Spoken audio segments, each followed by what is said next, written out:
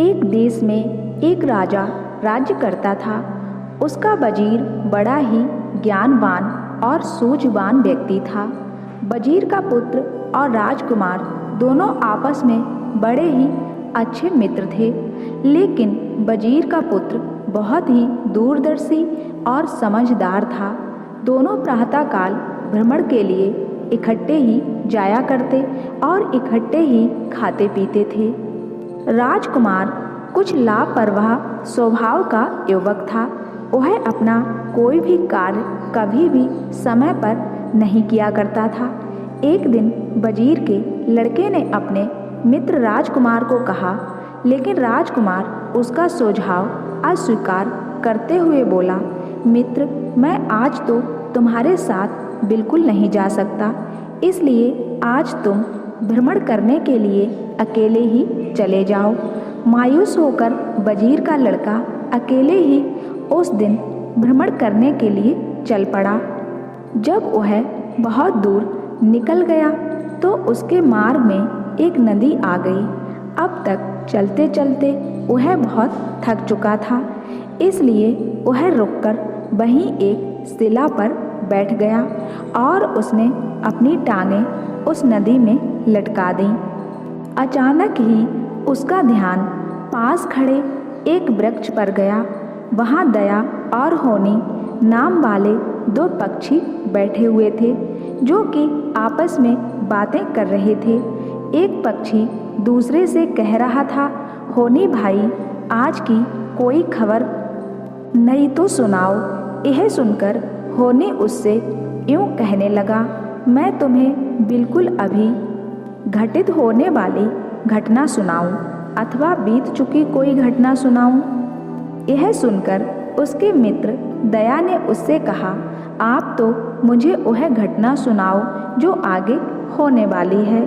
यह शर्त सुनकर दूसरा होनी नामक पक्षी उससे कहने लगा, देखो, आगे जब इस शहर के राजकुमार ने अपने विवाह के समय घोड़ी पर चढ़ना होगा तो मैं जाकर उसके प्राण ले लूँगा।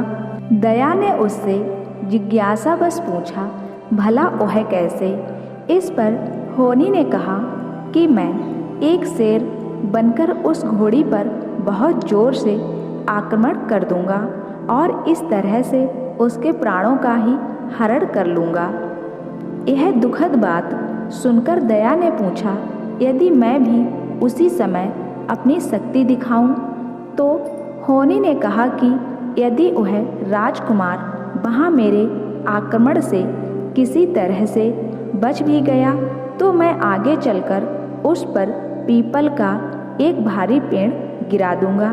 यह सुनकर उसका संगी पक्षी दया उससे फिर कहने लगा कि यदि मैं किसी व्यक्ति के भीतर आ गया तो वह फिर से बच जाएगा। इस पर होनी ने कहा, हे दया, यदि तुमने उसे वहाँ से भी बचा लिया तो जब राजकुमार और उसकी धर्मपत्नी सो रहे होंगे तो मैं वहाँ जाकर एक भयानक कोबरा सांप बनकर उन दोनों को ही डस लूँगा। यह सुनकर तो अब दया पूरी तरह से मौन ही हो गया। कुछ क्षण बाद सोचकर उससे फिर कहने लगा कि यदि मैंने उन्हें वहाँ से भी बचा लिया तो? यह सुनकर होनी उससे बोला कि मैं वहाँ पर एक बड़ा ही सख्त पहरा लगा दूंगा। राजकुमार के कमरे में कोई और प्रवेश कर ही नहीं सकेगा। हाँ, यदि कोई प्रवेश करने का तनिक सा भी प्रयत्न करेगा या करना चाहेगा तो वहीं का वहीं मारा जाएगा। मैं तुम्हें पहले से यह बात बता दूं कि राजकुमार और राजकुमारी दोनों को ही इस बात का पता नहीं चलेगा। अब दया ने फिर से पहले की तरह एक लंबी चुप्पी साध ली और एक गहरी और गंभीर सोच में डूब गया। दया और होनी की ये सारी बातें वजीर के लड़के ने सुन ली। वजीर का पुत्र बहुत ही दूरदर्शी और समझदार था। वह सोचने लगा कि मेरा एक ही अच्छा और सच्चा मित्र है। भगवान ना करे यदि वह विवाह वाले दिन ही अपनी मृत्यु को प्राप्त हो गया तो सारे राज्य में शोक फैल जाएगा। यही सोचकर उसने यह पक्का निश्चय किया कि चाहे मेरी जान ही क्यों न चली जाए, लेकिन मैं अपने मित्र की जान जरूर बचाऊंगा। इस प्रकार उसने निश्चय किया कि वह हर हालत में अपने मित्र के प्राणों की रक्षा करेगा। जब राजकुमार की बारात शादी के लिए चली तो वजीर का लड़का भी अपना घोड़ा लेकर उसके साथ ही चल पड़ा। उसका घोड़ा भी राजकुमार के घोड़े के साथ ही था। दोनों हंसते हुए बातें करते हुए जा रहे थे कि अचानक ही आगे एक बहुत बड़ा गड्ढा आ गया। जब राजकुमार का घोड़ा आगे होने लगा तो वजीर के पुत्र ने अपने घोड़े को आगे ले जाकर सीधा उस गड्ढे में गिरा लिया। वहाँ वास्तव में पहले से ही एक शेर छिपा हुआ बैठा था। शेर ने जोर से एक दहाड़ मारी और उस पर बड़े जोर से आक्रमण कर दिया, लेकिन वजीर का पुत्र तो पहले से ही तैयार था। उसने अपनी तलवार निकाल ली और झट से उस शेर के टुकड़े टुकड़े कर दिए। यह दृश्य देखकर वह राजकुमार वजीर के उस पुत्र पर ही क्रोधित हो गया। उसने उससे कहा, तुमने आज बहुत बड़ी गलती की है। आज तुमने मेरे शिकार को मार डाला है। यह सुनकर वजीर के पुत्र ने कहा, मित्र कोई बात नहीं, शिकार को मैंने मारा अथवा आपने एक ही बात है। हम दोनों मित्रों में भला अंतर ही क्या है। ऐसा कहकर उसने शिकार मारने वाली बात हंसी हंसी में उड़ा दी। इसके बाद राजकुमार की बारात धूमधाम से पहले की तरह आगे बढ़ चली। जब वह बारात आगे पीपल के एक बड़े से पेड़ के पास पहुंची तो वजीर के पुत्र ने अपना घोड़ा राजकुमार के घोड़े से आगे कर लिया।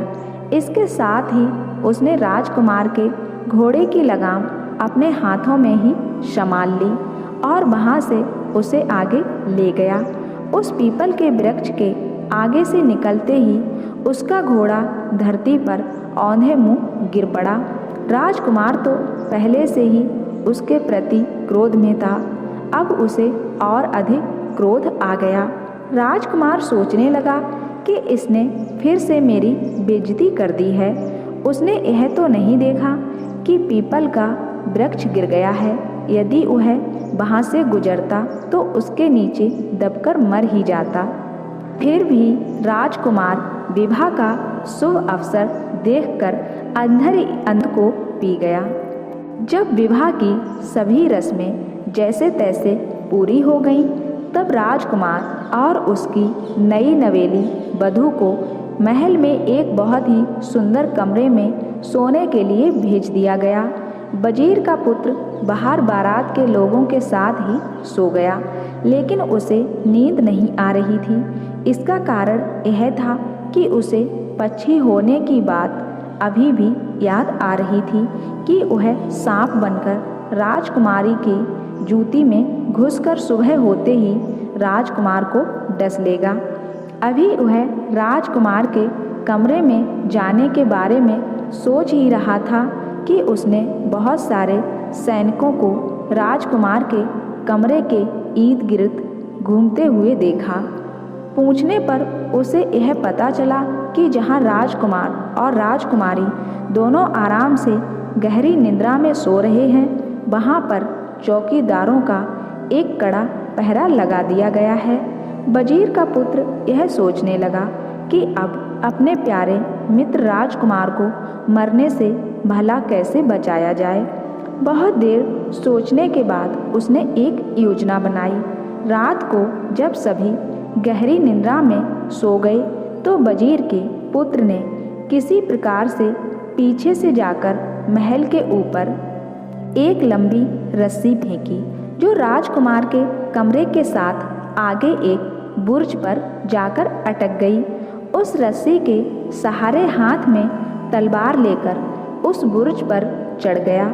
वहां पहुंचकर वह धीरे धीरे अपने मित्र राजकुमार के कमरे में घुस गया। वहाँ उसने देखा कि राजकुमार की तिल्ली वाली जूती उसके पलंग के पास पड़ी है। उसने शीघ्रता से तलवार निकालकर जूती को बीच में से काट दिया। जूती के कटने से उसी में घुसकर बैठा हुआ सांप भी मर गया और चारों ओर रक्त ही रक्त बिखर रहा था। तलवार चलने का शोर सुनकर सहसा राजकुमार की नींद टूट गई। ज्यों ही राजकुमार ने नींद से उठकर वजीर के पुत्र को अपने हाथ में एक तलवार पकड़े हुए देखा, त्यों ही उसे देखते ही क्रोध से वह आग बबूला हो उठा। उसने पलंग पर वैसे ही बैठे बैठे अपने लिए चौकसी पर रखे गए कुछ सिपाहियों को बुलाया। फिर उन्हें तत्काल यह आदेश दिया कि मेरे इस मित्र को इसी समय मौत के घाट उतार दिया जाए। वजीर के पुत्र ने राजकुमार की बहुत मिन्नतें की, लेकिन उसने उसे यह रहस्य नहीं बताया कि उसने सांप को क्यों मारा है। राजकुमार को दिन की पिछली घटित कुछ घटनाओं के प्रति भी रोष था। उसने सोचा कि यह मित्र ही किसी कारण से आज मुझे मार देना चाहता था। सिपाही वजीर के पुत्र को आदेश के अनुसार मारने के लिए अपने साथ लेकर एक घने जंगल में चले गए। वहाँ सिपाहियों को उसकी भोली भाली सूरत देखकर उस पर तरस आ गया। इसके साथ ही राज के प्रति उसकी ईमानदारी का स्मरण कर उन्होंने उसकी केवल एक अंगुली काट कर ही उसे जीवित छोड़ दिया। सुबह होते ही सिपाहियों ने उसकी वह कटी हुई उंगली राजकुमार के आगे प्रस्तुत कर दी और उससे हाथ जोड़कर कहा, महाराज, अभी हम लोगों ने उसकी यह एक उंगली ही काटी थी कि वहाँ मधुमक्खियों ने बड़ा भयानक आक्रमण कर दिया। इससे वजीर का पुत्र वहाँ पर उस मौके का लाभ उठाकर न जाने कहाँ भाग गया। यही कारण है कि हम लोग उसे चाहकर भी नहीं मार सके हैं। यह सुनकर राजकुमार को बहुत गुस्सा आ गया कि मुझे मारने वाला इस तरह से अवसर का लाभ उठाकर कहीं भाग गया है। लेकिन फिर भी वह उस समय अपने क्रोध को अंदर ही अंदर पी गया। जब राजकुमार पलंग से उठा तो जूती पहनते समय उसने देखा कि जूती तो कटी हुई है और उसके पास ही मृत अवस्था में एक सांप पड़ा हुआ है। इस बात का अभी तक किसी को कोई पता नहीं था। यह देखकर वह बहुत हैरान हो गया।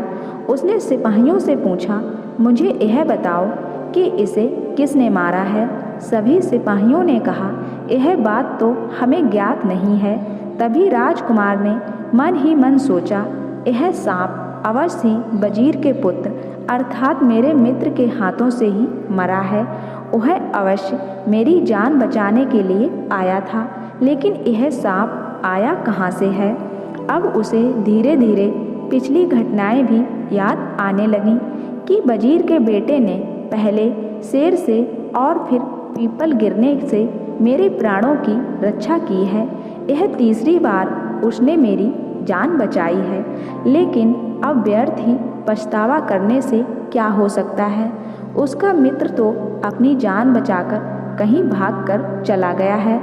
उधर वजीर का वह बेटा बहुत वर्षों तक जंगल में भटकता रहा और बहुत वर्षों बाद अपने शहर में वापस आया और एक बड़िक के घर में उसका नौकर होकर वहीं पर रहने लगा। इधर राजा और वजीर दोनों बूढ़े हो गए। राजा ने वजीर से सलाह मशवरा किया कि अब यह राज्य राजकुमार को ही सौंप दिया जाए। उस समय शत्रु राजाओं द्वारा उन्हें जान से मार देने की धमकियां भी दिए जा रहे थे। इसी समय राजकुमार ने सोचा कि यदि इस समय मेरा मित्र मेरे साथ होता तो बहुत ही अच्छा होता।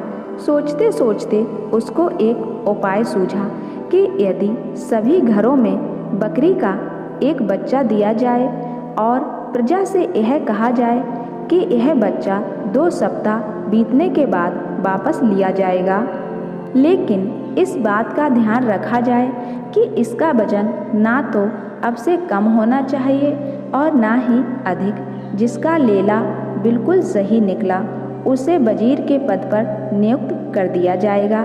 अब प्रजा के सभी लोग सोचने लगे कि क्या किया जाए, लेकिन किसी भी व्यक्ति को कोई भी अच्छा उपाय नहीं सूझा। उधर वजीर का पुत्र बड़िक के यहाँ नौकरी कर रहा था। उसने अपने स्वामी बड़िक से कहा कि आप चिंता ना करें, मैं सब कुछ ठीक कर दूंगा। वजीर के पुत्र ने बकरी के बच्चे को लिया और साथ ही एक शेर को ले जाकर थोड़े से फासले पर उसके साथ बांध दिया। जब भी शेर दहाड़ता था तो बकरी का बच्चा डर जाता था।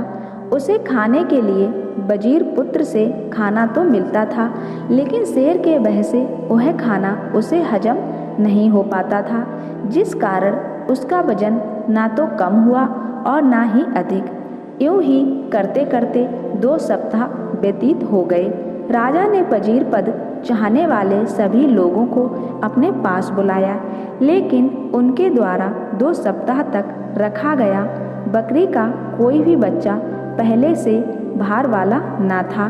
केवल बड़िक को दिए गए बकरी के बच्चे का भार पहले जितना ही निकला था। राजकुमार ने सोचा कि अवश्य ही यह कोई दूरदर्शी और समझदार व्यक्ति है। उसने बड़िक को बुलाया और पूछा कि तुमने इस बकरी को उसी भार अवस्था में भला कैसे रखा है? तो उसने हाथ जोड़कर कहा, महाराज, इसके विषय में ठीक से तो मेरे नौकर को ही पता है। मैंने तो यह बच्चा 2 सप्ताह पहले उसके हवाले किया था। राजकुमार ने बड़िक के नौकर को बुलाया। जब नौकर दरबार में हाजिर हुआ तो वहाँ वजीर और राजकुमार दोनों ही बैठे हुए थे। राजकुमार ने वजीर के पुत्र को आते ही पहचान लिया। जब वह उसे अपने गले लगाने लगा तब उसकी आंखों में मारे खुशी के आंसू आ गए। वजीर के खोए हुए बेटे फिर से मिल जाने के और राजकुमार के अपने पुराने मित्र को इस तरह से पा लेने की दोहरी खुशी में सारे राज्य में दीपमाला कर बड़ा भारी उत्सव मनाया गया। इस प्रकार सुख चैन से राज्य करते हुए कुछ समय के पश्चात ही वजीर के पुत्र की बुद्धिमत्ता और समझदारी के चर्चे सारे देश में फैल गए। वजीर के दूरदर्शी पुत्र के ज्ञान और समझ के बल पर उन्होंने शत्रु राजाओं पर भी विजय प्राप्त कर ली। अब राजकुमार और वजीर दोनों के ही परिवार विशेष रूप से बहुत आनंद से रहने लगे। राजकुमार सभी कार्य अपने मित्र की सलाह से करने लगा। अब तक राजकुमार को पता चल चुका था कि कोई सच्चा मित्र ही प्रत्येक समय कार्य अथवा स्थिति में अपने प्राणों की परवाह किए बिना अपने मित्र के साथ वफादारी कर सकता है। फिर होनी किसी का कुछ नहीं बिगाड़ सकती जब तक समाज में दया जिंदा हो। इसलिए सिरहाने कहते हैं, होनी से हमेशा दया बड़ी होती है।